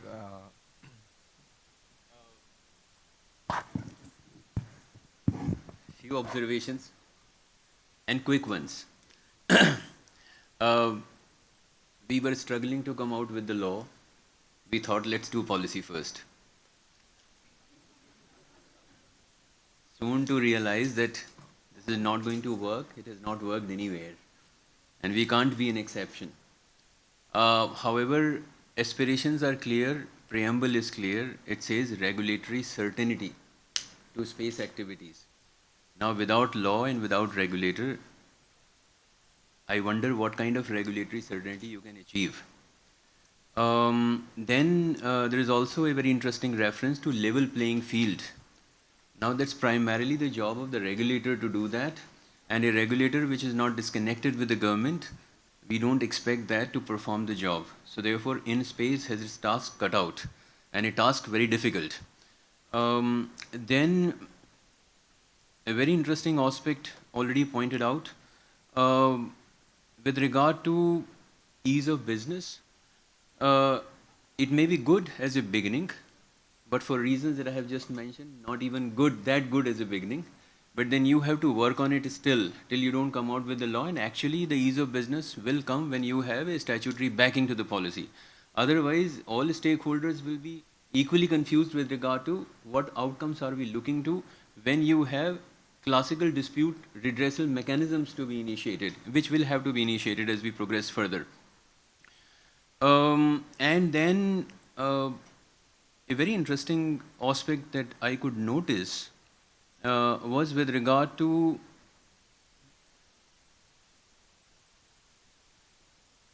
Department of Space, and they say that Department of Space is going to create appropriate mechanism to resolve any dispute arising out of space activity as per the extent laws. Now, this is also very interesting with regard to a role to be performed by the government department with regard to how you're going to go about it. And as rightly pointed out, a very ambitious list of assumptions that you have retained with yourself as a government. So therefore, that's it from my side. Thank you. Just to supplement that very, very quickly, about the statutory backing. Since the day when the space policy has come up, every month actually I'm getting at least 2 to 3 queries or maybe at least actually 2 to 3 agreements for the contracts for the purpose of actually vetting in the space sector. First question which they are going to ask is that actually is it safe for us to invest in the space sector now? So policy is there, and they have also got to know that actually legislative backing is there, not there. So maybe because of my own paper in the blog.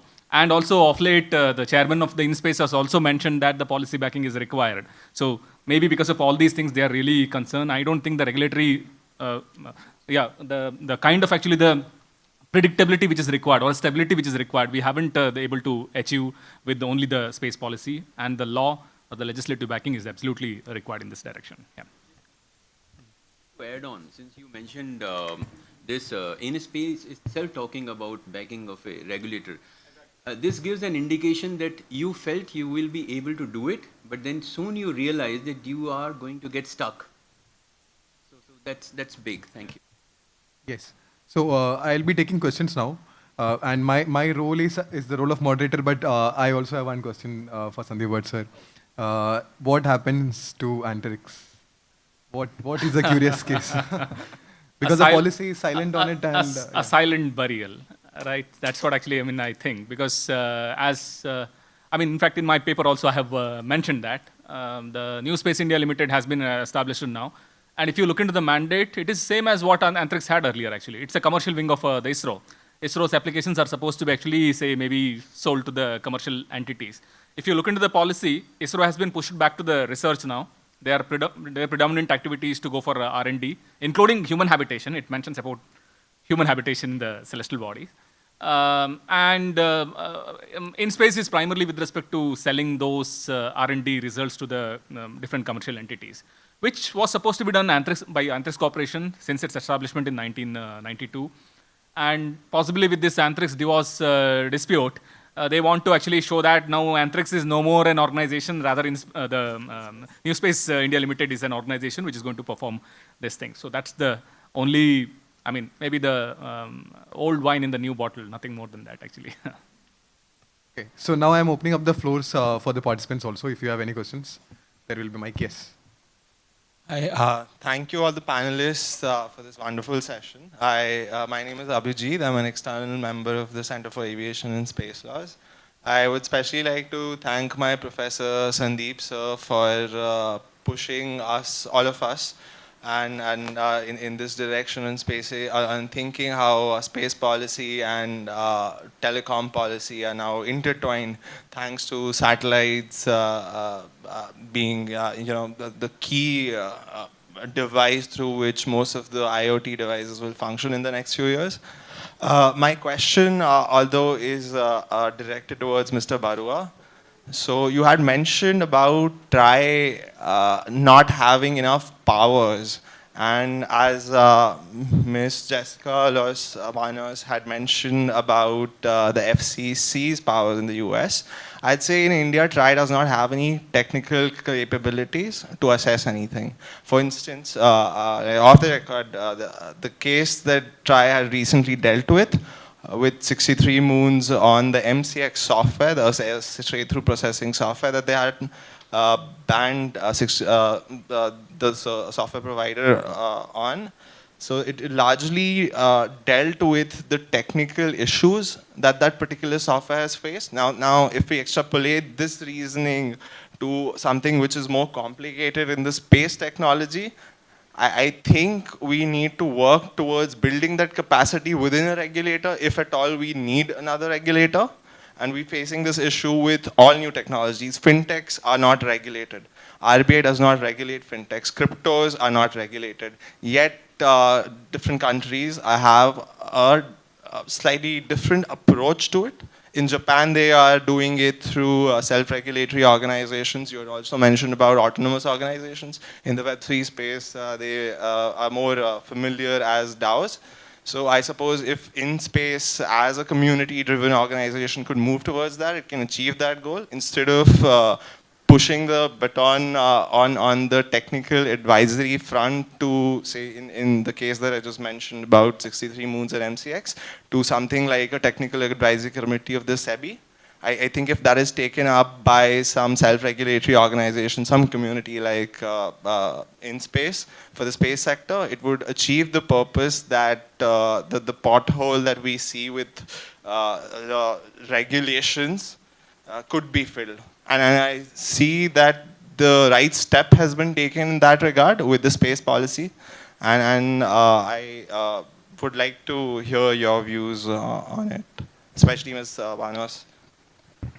No, I agree with what you said that TRI is the regulatory body for the telecom. TRI Act establishes the TDSAT, which is the adjudicatory body. It's a tribunal. TRI Act only provides as I mentioned, 2-3 items, which, elements which TDSAT can adjudicate on, right? Now, even those require very high specialization. For instance, airport tariffs will need specialization from the airport side. Broadcasting will definitely need some different kind of specialization. TDSAT does not have that. And including space-related disputes, space-related conflicts which are highly technical, involving very high value of investments, that is not the right step because the right kind of specialization does not exist. What kind of a dispute resolution body would be in the offing given the policy, etc., that I'm not sure of because it's not clear in the policy. But what InSpace has proposed is that it should be TDSAT, which I think will be a disaster in the long run. I think probably let me address the second part of your question, actually. Good to see you here, Abhijit. You mentioned about InSpace. Can InSpace be actually the front runner in terms of the settlement of the dispute? I have a reservation for that because actually InSpace is also a licensing body. So being a licensor or a regulator, also being a dispute settlement the body, would be creating a kind of the perception, which may be a bias, right? So at the end of the day, actually the licensee might be challenging the certain aspects of license itself, actually. So you are actually conferring the power to the InSpace as a regulator or a licensing body to settle the dispute, which would be obviously a kind of a biased mechanism for the settlement of dispute. So InSpace might not be able to do that. We need to have actually an independent dispute settlement mechanism. How viable it is, how many disputes would come up, all of them actually we have to look in the future only. Right, I quite agree. SEBI is also facing the same issues where they're saying they're the judge, jury, and executioner in most cases. So thank you so much for that, sir. Glad to see you. Yes, sir. Salim, sir. If you can pass on the mic, yes.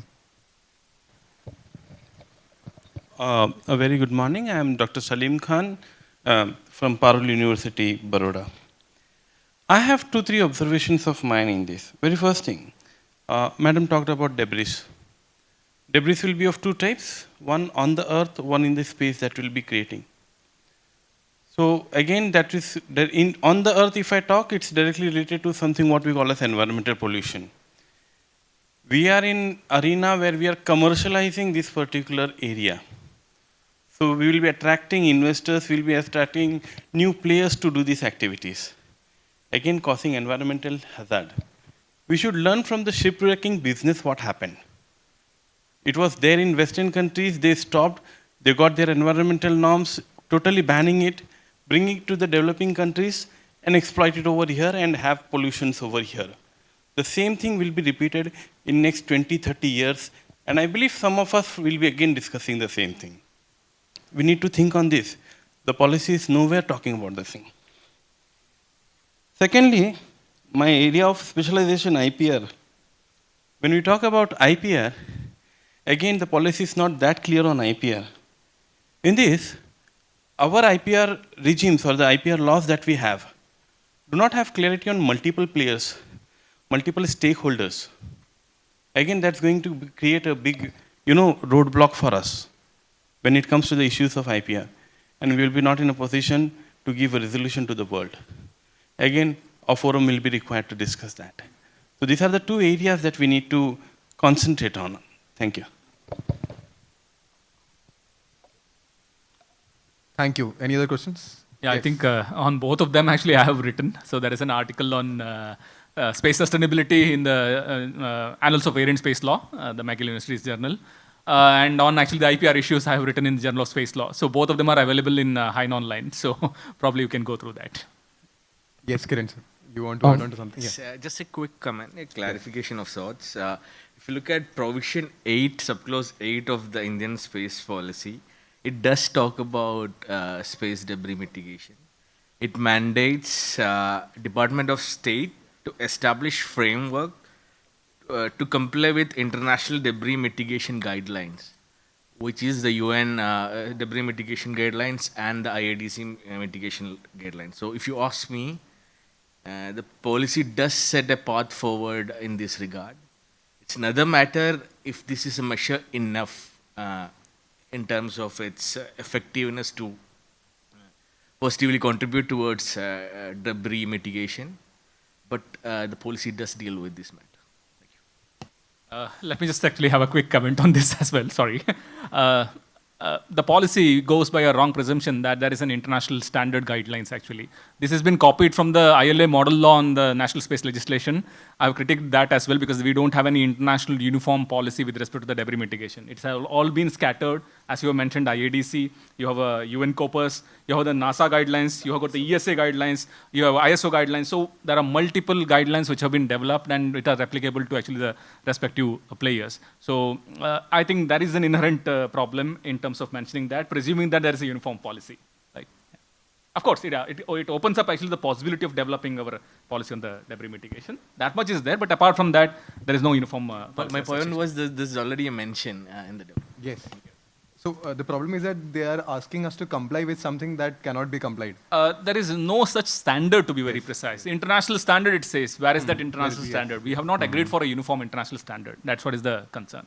And just a quick response to actually the debate which has happened on Article 2 and then Baruah basically speaking about the redefining Article 2 for the purpose of promoting actually the private, the players' rights in the space mining, etc. I don't think Kiran is actually opposing the rights of the mining, right? So what he's trying to say that it should be in tune with the space treaty's obligations. You can go ahead with actually the resource exploitation. Even if you look under the Moon Agreement, Article 11 of the Common Heritage of Mankind, which has been mentioned in Article 11, does not create a kind of a moratorium on the exploitation. What it says is that you have to subject to an international regime so that the principle of equity would be applicable and benefit would be actually percolating also to the developing countries. Why is this so? This is because when space activities started, it was very clear that the outer space and celestial bodies cannot be subject to the res nullis regime. Rather, it belongs to everyone because it's a charity of or a bounty of a nature, and bounty of nature belongs to everyone. So when you are using a particular resource out of this bounty of nature, you have an obligation also to actually share the benefits with others actually. So that is the basic logic behind actually this kind of a common rights regime concept. It never speaks about a moratorium. It never speaks about actually prohibiting actually the mining of the resources. Now, if you go from the perspective of the law and poverty also, one of the concerns for allowing just an individual exploitation, like what United States is doing, I think Syed has basically pointed out one wrong step would result in a cascading effect. I should say the United States 2015 legislation is the one wrong step, and then Artemis Accords is one wrong step, which they have committed in the international level. Whatever. What I'm trying to say is that the law and poverty arguments clearly indicate that the disparity between the rich and the poor, which is increasing over the period of the time, is the biggest enemy of the mankind at present. Most of these disputes are happening primarily because of this widening disparity. Rich are becoming richer, and maybe the poor, or maybe even the middle class is becoming poor because they are not in a position to afford what the richer class is actually affording. So those who are in the higher middle class are coming down to the lower middle class. Lower middle class are coming down to the below the standard, below the minimum standard actually. So this is the very reason why the principle of equity becomes significant in terms of allowing the mining or in terms of actually the exploitation of the resources. Nowhere I think he is saying that you cannot go for exploitation, you cannot actually mine the resources. Only thing is that equity should be a part of that. And of course, this has also been tried with the Hague Working Group.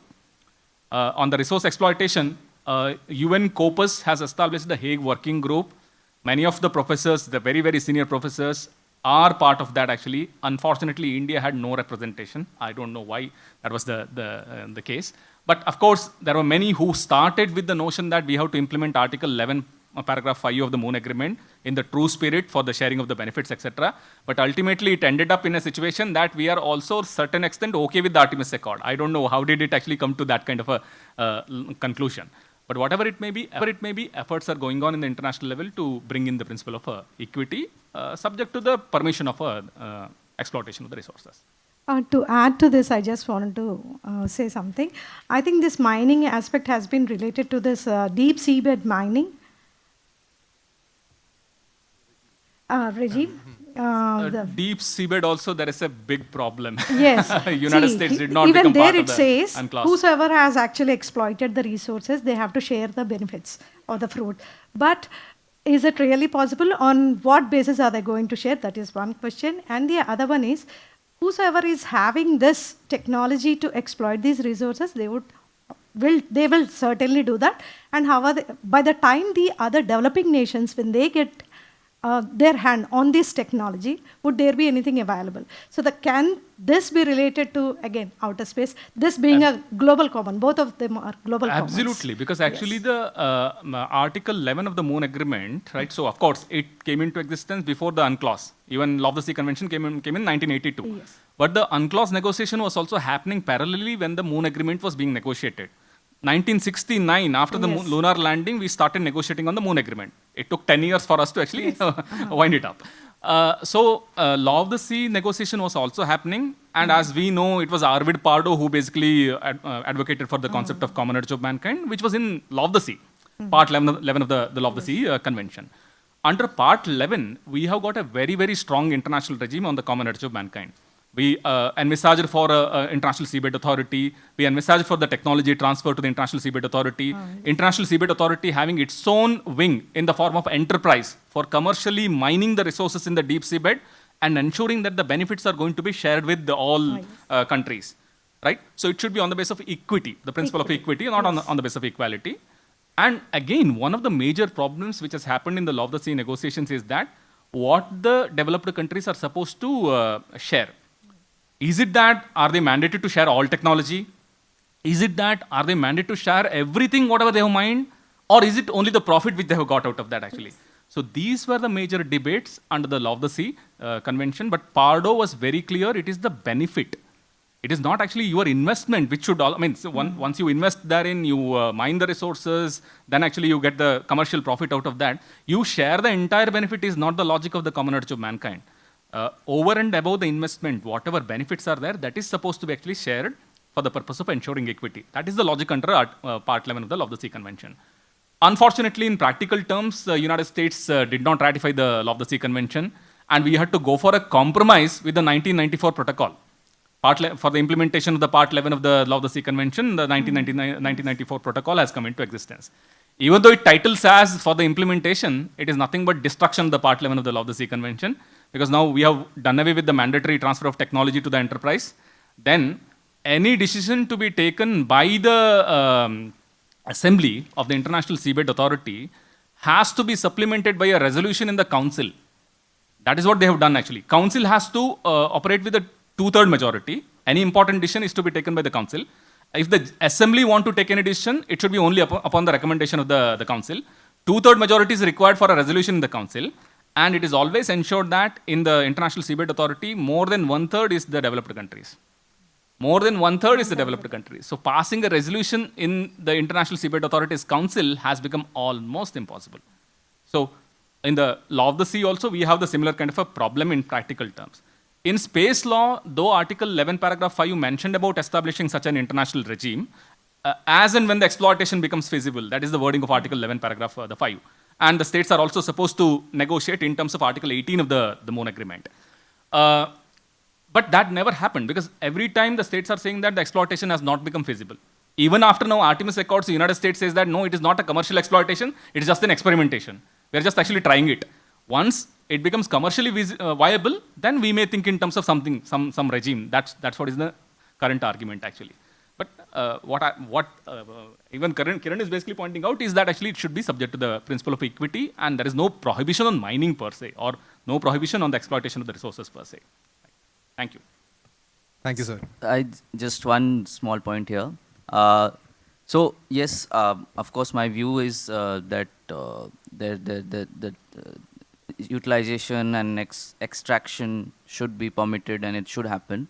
I think at the end of the day, we'll stand where we are on the discussions on environment, where in the UNFCCC, the discussion is about what is the benefits that the developed country has got, how should it be shared with the developing countries, and creating a fund and the concept of common but differentiated responsibility.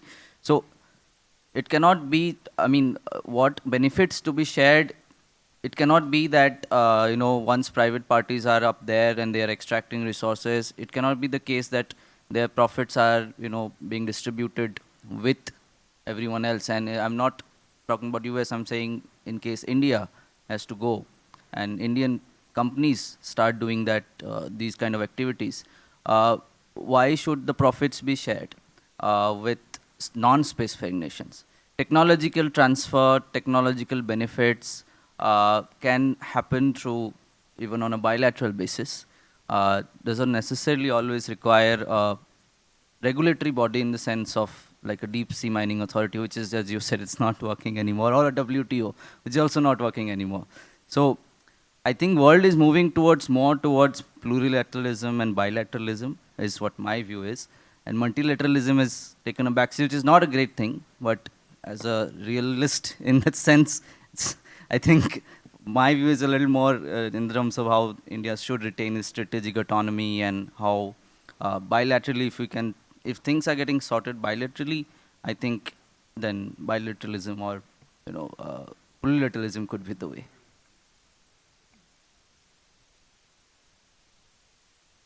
We are not really moving on to unilateralism or bilateralism.